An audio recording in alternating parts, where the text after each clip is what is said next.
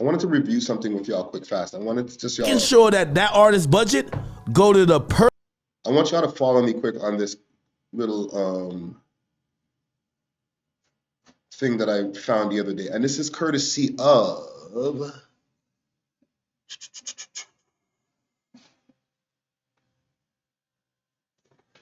Hip Hop Madness. Hip Hop Madness is out here. They're doing their thing. They get mad views on YouTube. There's a lot of things that I'm watching on YouTube outside of the city to get my, entertainment as well as education. So, edutainment, let's say. They have a video called Record Labels, the Biggest Scams in Hip Hop. And I want to play it for y'all and put y'all on. Oh, you're in a 360? I don't know. No, don't tell me you don't know. If you don't know you're in the 360, you're in the 360.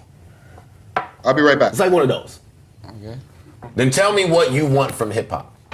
I'm making music, bro. I'm just having fun. You know what I'm saying? My fans love it. You have a problem with just having fun and fun. What do you want me to say? You want me to say? I want you to be aware of your business. I want you to know whether you're in a 360 or not. I want you to appreciate the culture that changed your life and took you from college dorm rooms eating oodles and noodles. My chill. Joe was going crazy on that one. Saw my record deal and said, this is a record deal. I had to spend my own money auditing my label because millions of dollars are missing, and you can tell when millions of dollars are missing. Of course. Right? Yes. So let me ask you before we finish. No, let me ask you, bro. Yeah. If somebody owed you $500,000, how would you feel? Yeah, crazy. What about if they owed you $1 million? Bag in the history of the music business by far. You should. They don't want that to happen. Try to educate y'all on the music industry a little bit. You might as well close the business down. But as empowering as this concept is, the reality is different. Despite the rise in independence and the adoption of new distribution platforms such as Empire and United Masters, 93.3% of hip-hop that made it onto the billboards between the years 2010 and 2018 came from the majors.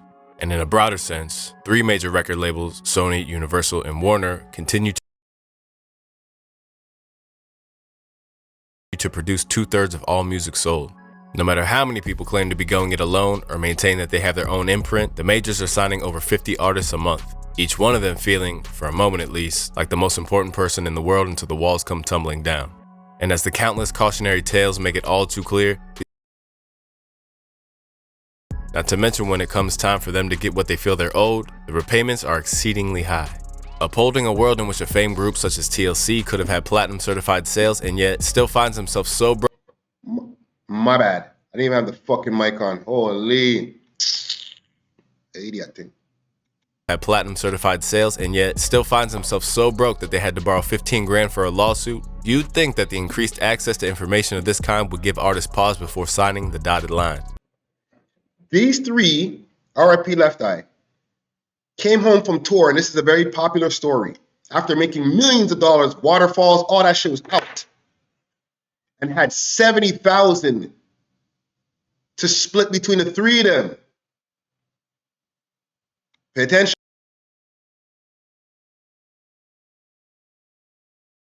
But from an artist as famed as Meek Mill's claiming that he's never received a dime from MMG, to Big Sean informing the world that he was signed into a 360 deal that came with just a $15,000 advance, the labels have still managed to scheme and plot their way into holding on to the status quo that they've created. The nigga signed for $15,000, not $150,000. $15,000.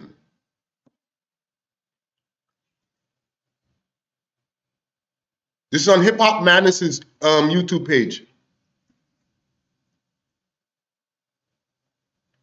Go check this out. Crazy. Created. As for how they do it, well, there's a series of age-old scams which are employed to keep both major labels and their seemingly hip-hop friendly subsidiaries in the driver's seat. For starters, we have the whole concept of a record company advance. Often seen as the first substantial bag that an up-and-coming rapper receives, the advance has become the stuff of hip-hop legend. Defined as a sum of money given by the label to the artist for them to live off of while producing an album, which then has to be paid back from sales of that album before any royalties can be claimed. The common perception is that they've awarded the funds to you, and from then on, they're at your disposal. Considered to pay attention. Let's rewind that. By the label to the artist for them to live in the driver's seat. For starters, we have the whole concept of a record company advance. Often seen as the first substantial bag that an up-and-coming rapper receives, the advance has become the stuff of hip-hop legend. Defined as a sum of money given by the label to the artist for them to live off of while producing an album, which then has to be paid back from sales of that album before any royalties can be claimed. The common perception is that a sum of money given to the label, given by the label to the artist for them to live off of while producing an album. Live off of rent, internet, food, travel, while producing an album. Here's $15,000. Why the fuck am I not just working at fucking Best Buy? I can make more over there. that they've awarded the funds to you, and from then on, they're at your disposal. Considered to be the budget for your record, it'd be expected that this was yours to do with what you'd like. But in reality, there are ways in which a major will step in and drain your cash reserves, leaving you with little or nothing to show for it by the end of the recording process. Or in the most duplicitous of circumstances, funnel your cash into another artist that's popping at the time. I seen that I was tied to another artist, Waka Flocka Flame said of his time at Warner. Most of my budget money is going to the one that put more money in. They enter, you get hot, we throw the money. If you don't have the record that's buzzing, they don't care, you're flipped. During a recent episode of Off the Record podcast, Akademiks relayed another tale of budget tampering that he'd heard of. This time, he said that the label went out of their way to make the recording experience as expensive as possible for the artists in order to deplete their funds and retain control. They gave somebody a $2 million recording budget. In a $2 million recording budget, they wanted to book a studio every day for 6 months straight. The manager for the artist said, well, if it's $2 million, we finna save some money. We about to take about like 60 to 70,000. We gonna build our own studio. They said the label gave them $2 million to record their shit. Soft. Studios like what? A proper recording studio? You can get away with getting a proper recording studio for like a proper one. $50,000. told them, we won't approve of any place that we don't already pre-select, which means you can't take the budget and go do it a cheaper way. The place they ended up having to basically settle with, it was a mansion in the Hollywood Hills that had a studio in it that they paid $3,500 a day, running through that artist's budget. The label and the person who owned the crib, they got a relationship. That's almost like money laundering. You're making sure that y'all paying attention to this, right? Because this is the way that they fuck you. Okay? The industry don't have no love for you. They're looking at you like dollars and cents. They don't care how good your music is. How much money can you make them? Okay? Let's not go pretend in pretend land. that artist's budget go to the person you with. You're saying they got a big budget, but you won't give them the budget that they could do what they want. Given the illusion of control by dangling a big yet unobtainable number in front of your face, this tactic also bleeds into the underhanded trend of labels flattering their artists with gifts, which, while appreciated, can act as a distraction from what's really going on in the accounting. From Birdman gifting Wayne Bentley Coupes and Rolls Royces in the years prior to Weezy revealing the millions in unpaid earnings that they've withheld from him, to Summer Walker, whose original 2017 deal with Interscope gave her a pitiful 15% royalty rate, being given a G-Wagon by those very same bosses. 15% royalty rate. Okay? Let's stop for a second.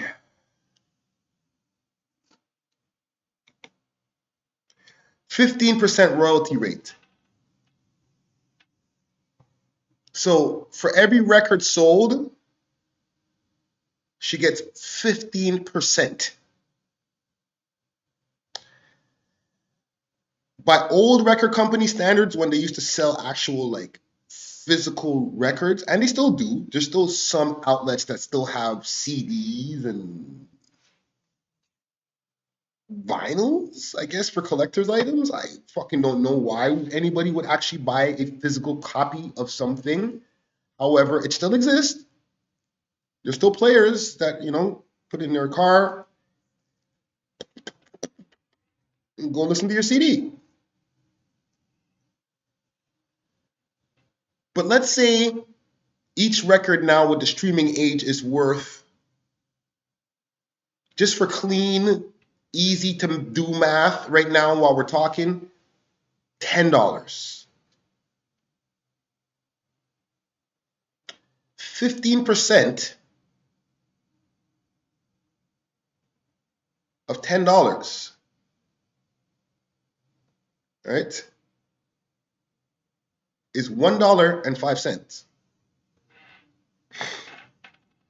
So basically, she gets $1 and higher than that. My bad. 15%. Okay? Do the fucking math.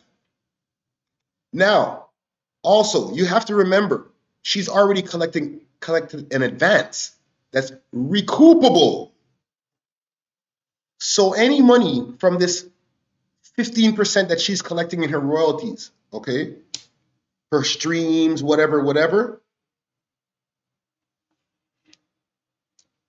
she's only going to be able to see once it's recouped.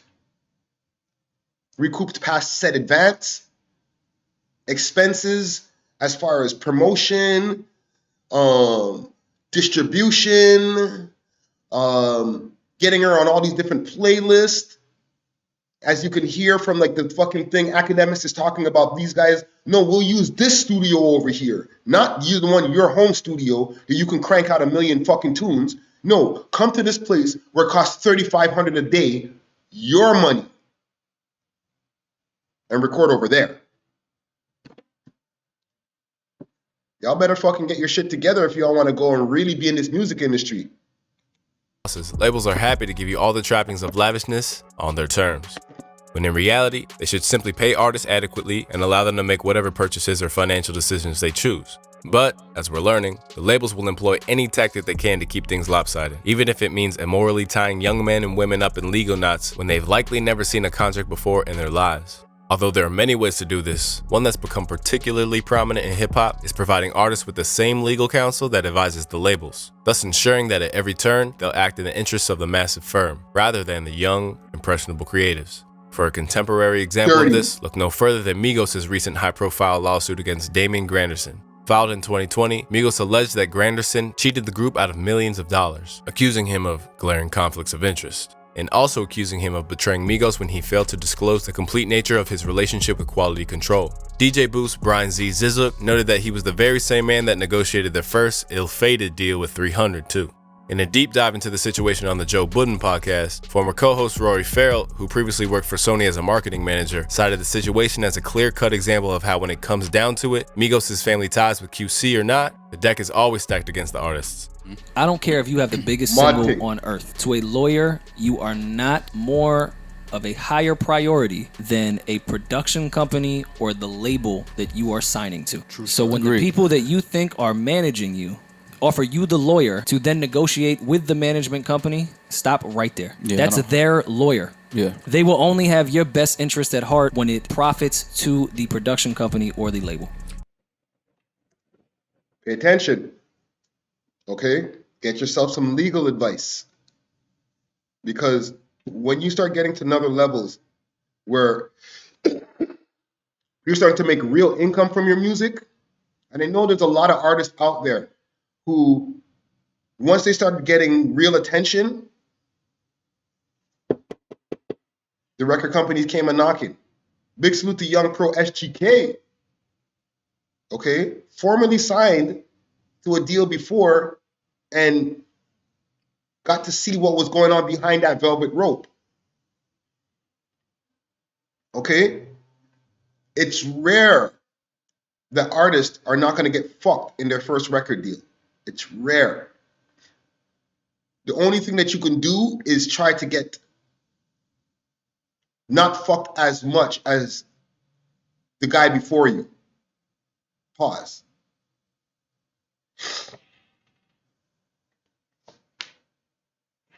Young Pro also says, why should an artist sign then? because someone benefits and their lives and their family's lives change afterwards. This is true. But then what happens now when you're not aware of all the different pitfalls that can happen to you when you're signing and you sign a bonky deal where now these guys have you so wrapped up that when you want to do another album, you can't. Before you were signed, you could drop music after, you could do song after song after song after song after song, drop them on SoundCloud as much as you want. Life was good. You go into your TuneCore, you're like, alive, there's 10 stacks in there. Let me transfer that to my bank account or my girl's bank account or whatever. Still. Right? Easy Factor says, can't that cross into tour costs too? Well, technically, you're in a 360 deal now. Okay? So if we're paying any money out of our pocket to send you on tour, we're going to have to make that back also. Okay? We're going to take money out of your tour money. The only thing with 360 deals from what they're saying now is that it's kind of a gray zone when it comes to live performances. So it's harder to take money out of people's pockets when it comes to the tours. But don't worry. If the record company knows the way, they'll get it. Every case is an individual case. No cases are the same. Skirt 416 wants to know when you're going to interview Blockboy Twitch, or when you're going to have Blockboy Twitch for an interview. We did an interview with him years ago. However, we've been trying to get a part 2. I ain't going to hold you. Like, sometimes them are not so quick to want to pull up as much as we want them to pull up. I would love to have Blockboy Twitch on the show again, okay? Let him know that so that he can pull up, okay? Tell him to DM me. Friday Ricky Dred on Instagram. We follow each other. We would love to have him and John C. pull up and do an interview with the man then. All right? The Comment Gang would love to see it. Thank you. Far from an isolated incident, this devious tactic of equipping an artist with a company's lawyer was the same practice that led Tyga to have to pay at least $12 to $15 million to get out of his contract with Cash Money. Had to pay $12 to $15 million to get out of his contract.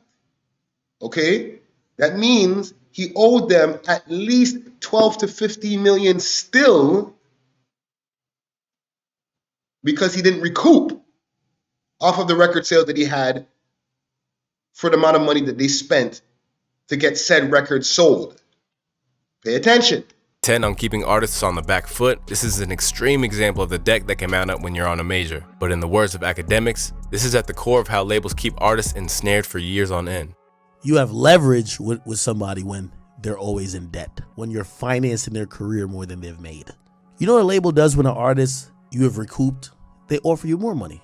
Oh, so we gave you $1 million for your first album and damn, you blew that out of the water. Yo, we'll give you 5 right now. What's up? They're going to drown you in debt. The label's job is to drown you in debt.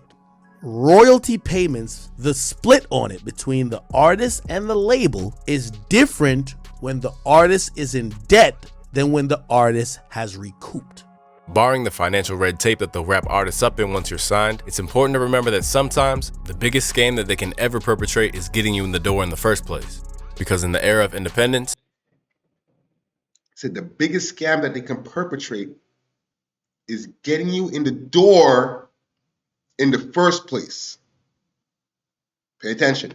the prestige of a record label is often built on a false narrative which lulls you into thinking that they'll eventually elevate your career, when in reality, they're just segmenting the money that you could have earned. And by the time that they lock you into the dreaded 360, the extent of their control over your earnings can't be undone. And I've watched them trick people into thinking that after they built their foundation and they have their show and all the exposure is done, that they need them to go to the next level and then have them sell their whole entire behind away. 360, whole 360 degrees of your ass, pause, away.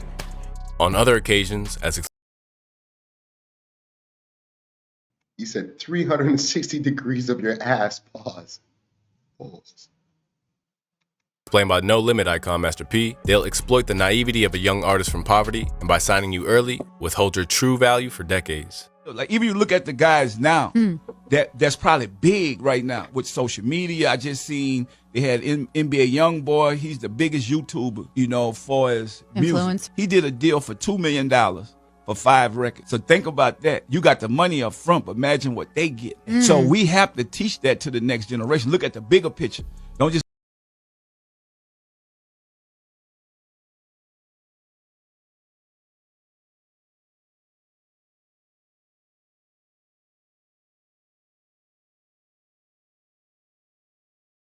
My bad. Okay, $2 million for 5 albums. Do y'all understand why young NBA YoungBoy drops music so quickly at such a rapid rate? He's trying to get out of his deals. And here's the thing when it comes to that shit. They'll say, hey, here's your advance for the first one. They're not going to give you the whole $2 million at once. Let's say 5 albums, $2 million. Let's give you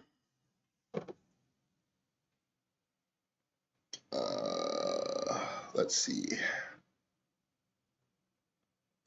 Let's give you 400,000 now, and you could put together your album. Your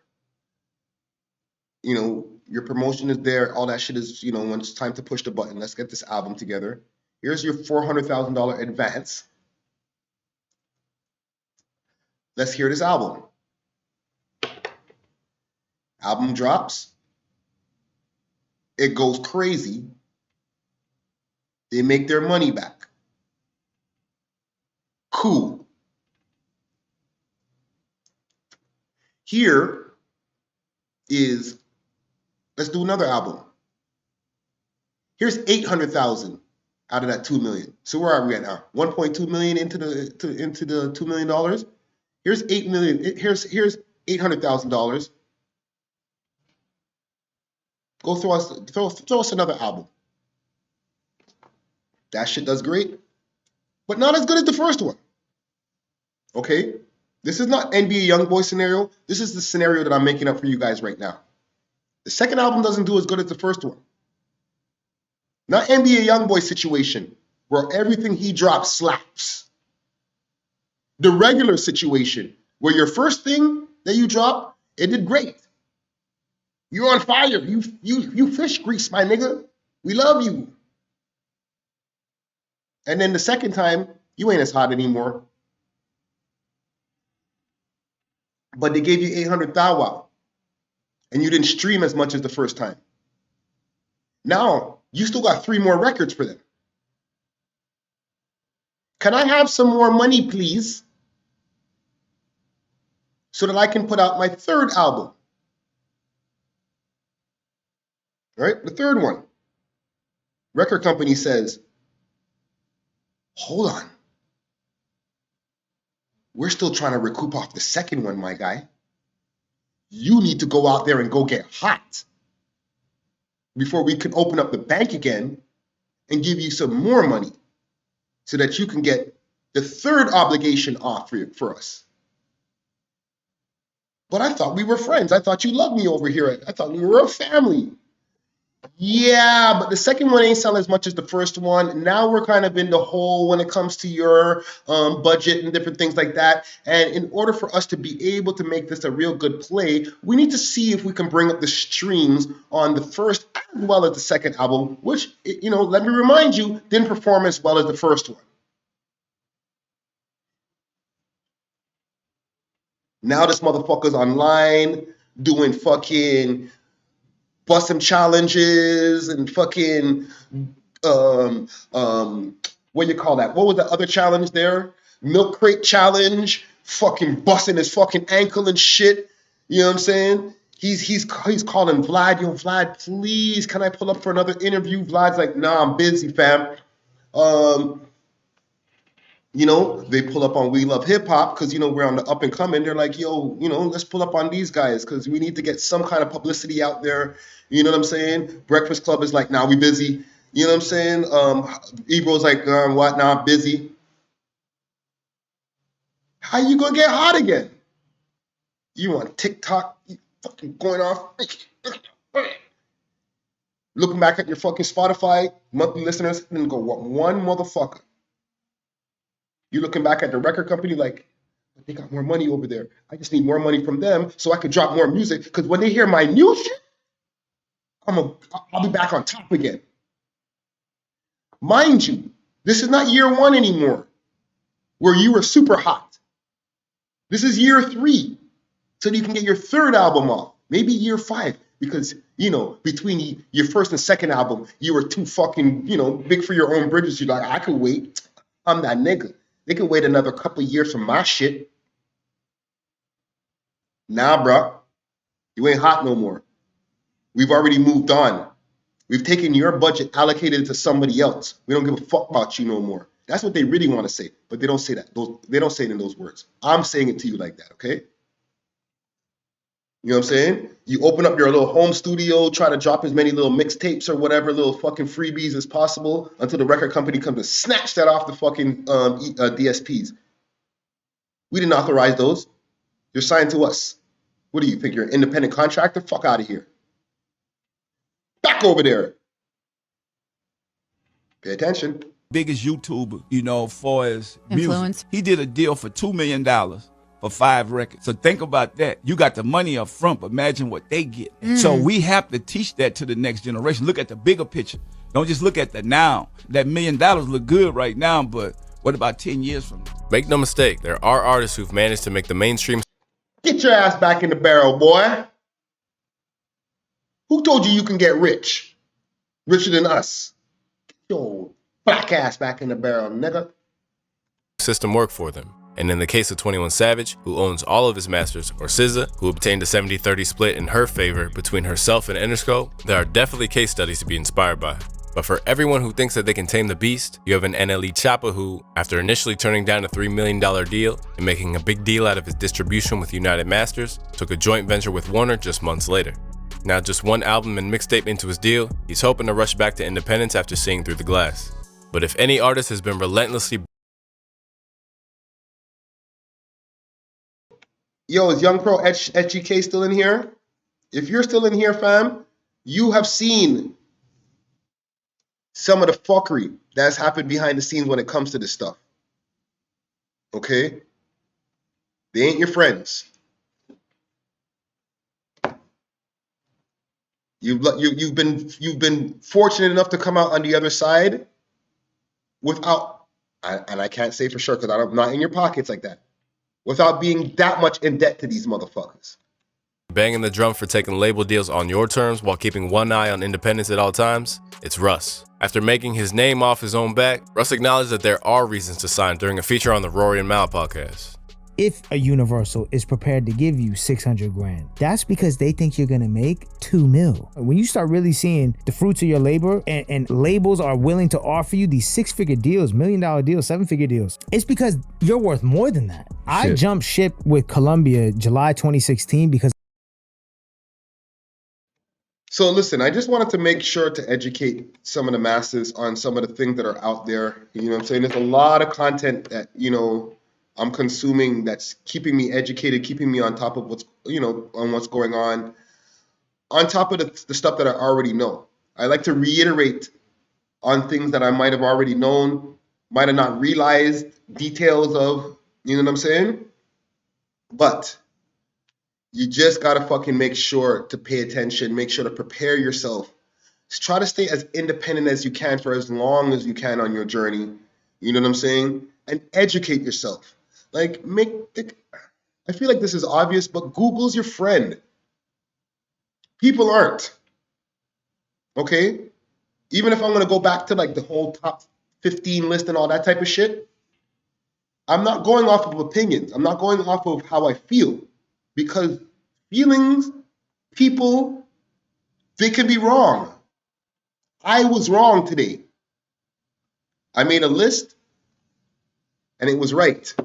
It was great. It was immaculate. However, it was wrong because Doovie wasn't on it. And that's because I'm a person. And people make mistakes. Numbers do not. Numbers are just numbers. They don't give a fuck about how you feel.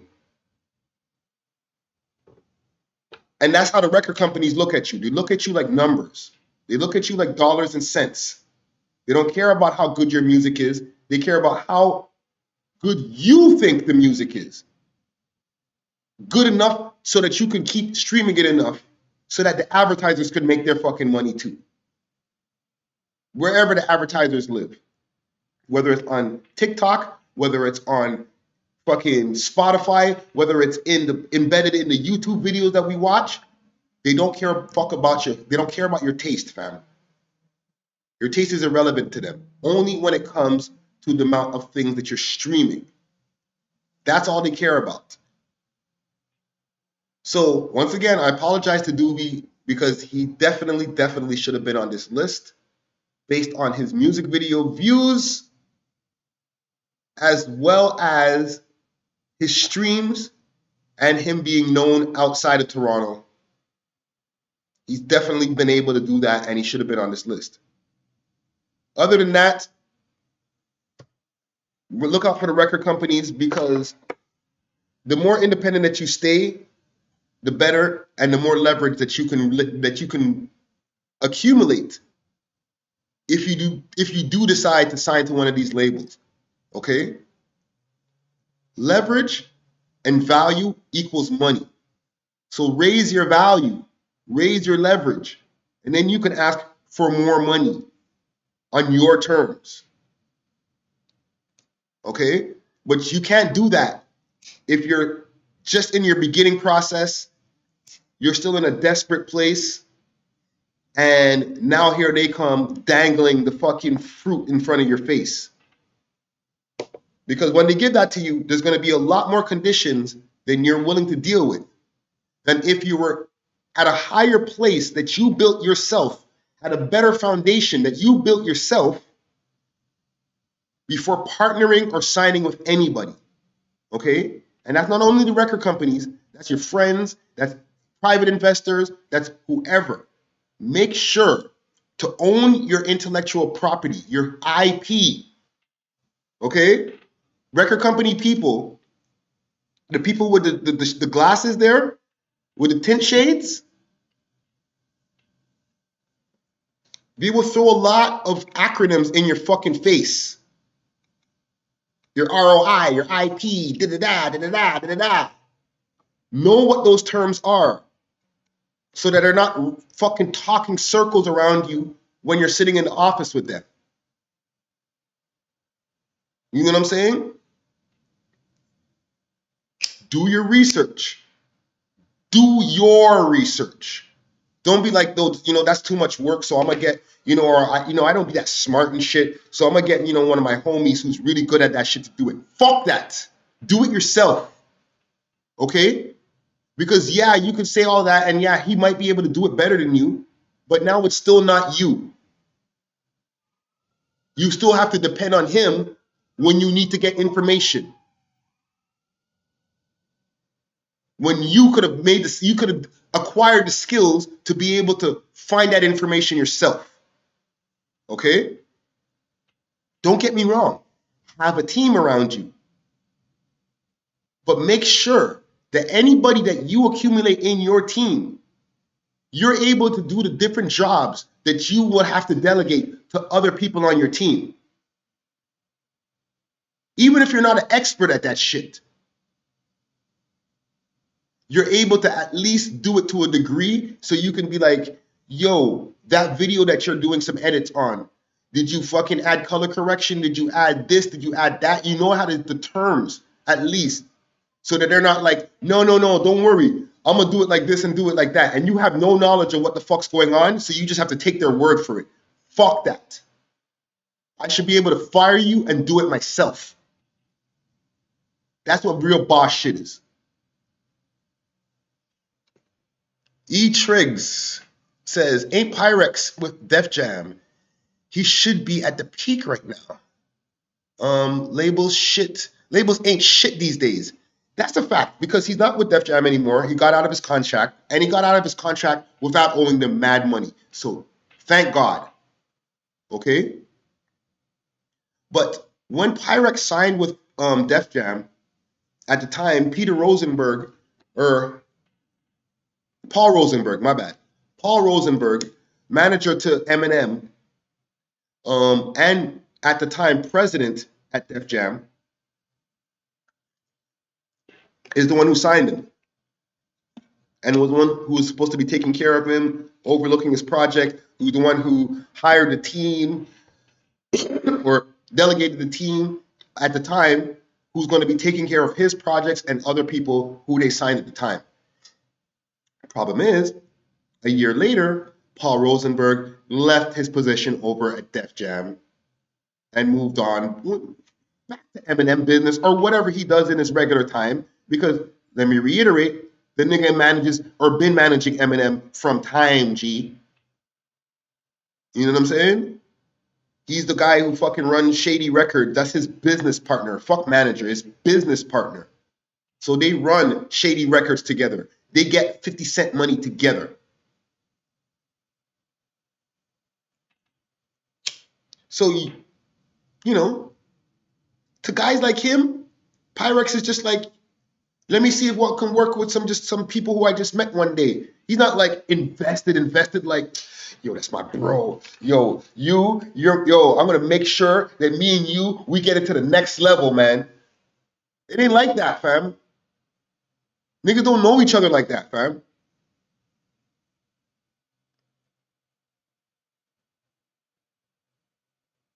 You know what I'm saying? They're like, oh, we tried a thing. Oh, we didn't make our money back. Okay, bye. Niggas like, I thought we were friends. You're like, what's your name again? Oh, you want to get out your contract? Nigga taking months probably to fucking get back on the phone with this nigga. When you first pull up on them, they answer the phone. They're sending back DMs like hella quick. You know what I'm saying? Hey, you want to go grab some lunch, buddy? You're doing great. Can't wait for your project to drop. When that shit drop, if you didn't have the same results that they had expected when you were having them dinners and them lunches, all on you, by the way. And, you know, you was at the strip club throwing dollars with the execs. They're like, yo, you were going to be the next one. Drake what? It's all about you.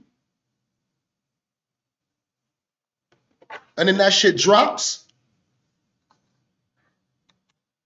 And it do like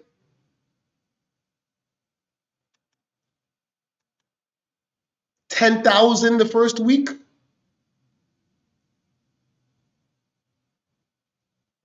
They fucking face be changing. If you get to see their face. That smile, that welcoming smile that when you used to walk into the office, that don't be the same no more. You be trying to hit them like, yo, call me back. Yeah. I was at Roof Chris and like my card declined. I need you to holler back at me. Yo, I got this new fire that I need you to hear. When I drop this is gonna take over. You gotta send us to Flex. No response. Niggas turn super cold on you, fam. Next thing you know, you start seeing other people from the label. Yo, they're at Hot 97. Yo, Lil Pick is gonna be the next nigga. You know, me and Lil Pick, when we first met, I was like, you got something special. You're like, wait a minute, that's what he said to me.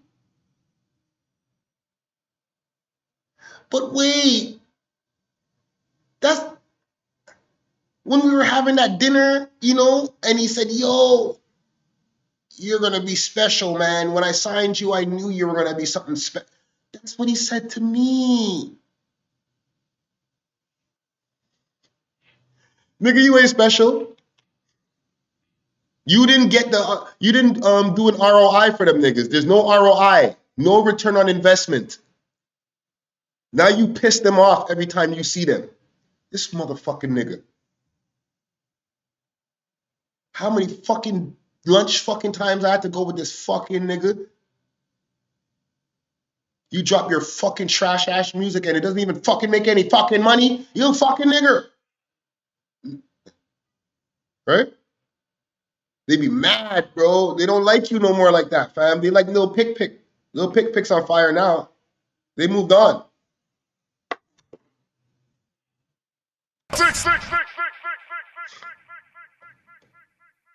Industry got no love, fam. Anywho, I think that we got enough here. Once again, and I'll say it again and again and again and again, my apologies to Doobie. Okay, if this ever gets to him, I won't know because he won't say nothing. It's not like he's gonna jump into fucking make a story, be like, yo, fuck your list. Not gonna say nothing. You guys ride harder for Doobie than he rides for himself. Oh man. Niggas be like, Doobie better. Doobie at home like, what? Instagram? I'm sure he appreciates y'all. But like, when people be talking about him, when people make videos on YouTube about him, I don't even know if he sees them. Because there's literally never, not even a peep about what people be saying about him. Every once in a while, he'll jump on the gram. Couture. Broski, couture. And then, like, you don't hear from him for months. Bare tunes. No talking, no long talking, just tunes. This shit off the top, man. Like every other track. Right? E-Trick says, I ain't mad, fam. He told me the same thing. The nigga said, he told me personally he would never go to We Love Hip Hop. Not gonna lie. How many times have I said publicly the nigga don't like us like that, fam? You're not feeling us like that, bro. And that's cool. Not everybody gotta like us, fam. You guys gotta understand. I'm not the type of nigga like, why you don't like us? Why? Fam, we pissed him off a couple of times. So whatever, if he doesn't like us, that's fine. It's not like some like out of the fucking ordinary, like what's wrong with him? Is he some kind of crazy? No, he has his reasons, and I respect it. It's never gonna make me say, you know what? Well, fuck him. Oh, never. Yo, there's a lot of people who are on this list that are probably never trying to fucking do an interview with us neither. No, that's not true. We kind of interviewed almost everybody on this list. So I don't know. Maybe I'll take that back. But you know, things could change. Never say never. You know what I'm saying? I just don't think he's much for the social media and all that publicity type of shit, period. And that's what actually works for him. Keep the shit short. Let's get to this music. You know what I'm saying?